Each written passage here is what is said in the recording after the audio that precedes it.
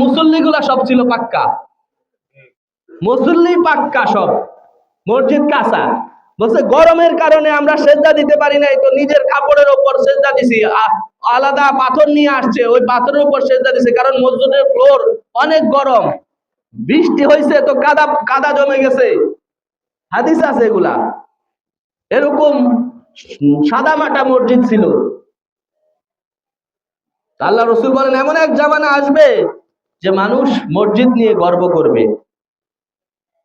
লা তাকুমু সাআতু হাত্তা ইউবাহু ফিল মাসাজিদ, মসজিদ নিয়ে গর্ব করা এটা কিয়ামতের আলামত। মসজিদের কোনো দায়িত্ব পেয়ে এটা নিয়ে গর্ব করা এটা কিয়ামতের আলামত। বরং মসজিদের মূল মাকসাদ হচ্ছে বেশি থেকে বেশি মুসল্লি বাড়ানো।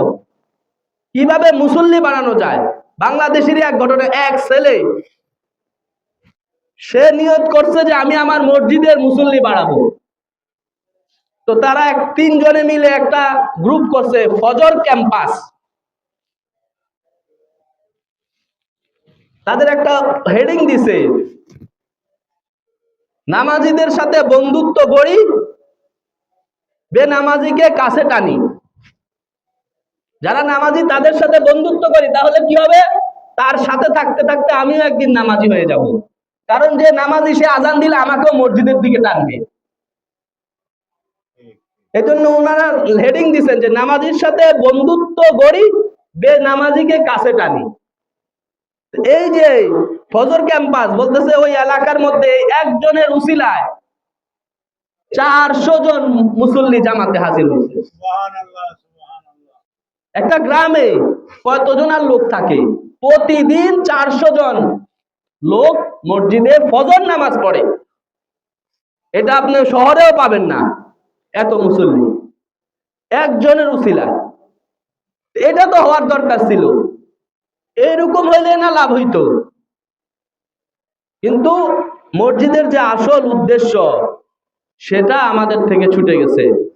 মসজিদ বানাই ঠিক আছে, মসজিদের ফজিলত আল্লাহ তাআলা রাসূল বলছেন, মান বানা লিল্লাহি মাসজিদান বানাল্লাহু লাহু বাইতান ফিল জান্নাহ, যে ব্যক্তি আল্লাহর জন্য একটা মসজিদ তৈরি করবে, মান বানা লিল্লাহি মাসজিদান, আল্লাহর জন্য, মানুষকে দেখানোর জন্য না, লোক দেখানোর জন্য না। ওই তাদের মসজিদের সাথে ঝগড়া লাগছে, ব্যাস আমার এলাকায় আমি একটা মসজিদ করে ফেললাম, ঝগড়া করে, এটা না। এলাকা যে এলাকায় মসজিদ দরকার, এরকম একটা জায়গায় মসজিদ বানাইছে আল্লাহকে রাজি খুশি করার জন্য। ইউবতাগা বিহি ওয়াজহুল্লাহ, যেই মসজিদ বানানোর দ্বারা আল্লাহর রাজি খুশি উদ্দেশ্য ছিল, বানাল্লাহু লাহু বাইতান ফিল জান্নাহ, আল্লাহ তাআলা তার জন্য জান্নাতের মধ্যে একটা ঘর নির্মাণ করবেন। কিতাবের মধ্যে ঘটনা আসছে, খলিফা হারুনুর রশিদের জামানায় এক পাগল ছিল, বাহলুল পাগলা, বাহলুল যার নাম, বাহলুল পাগল। সে নদীর কিনারায় বসে বসে ঘর বানাইতেছে, ছোট্ট ছোট্ট ঘর বানাইতেছে। তো ওই দিক দিয়ে জামানার খলিফা হারুনুর রশিদ বাদশাহ, উনি তখন আল্লাহওয়ালা বাদশাহ ছিলেন। বাদশাহ হওয়া সত্ত্বেও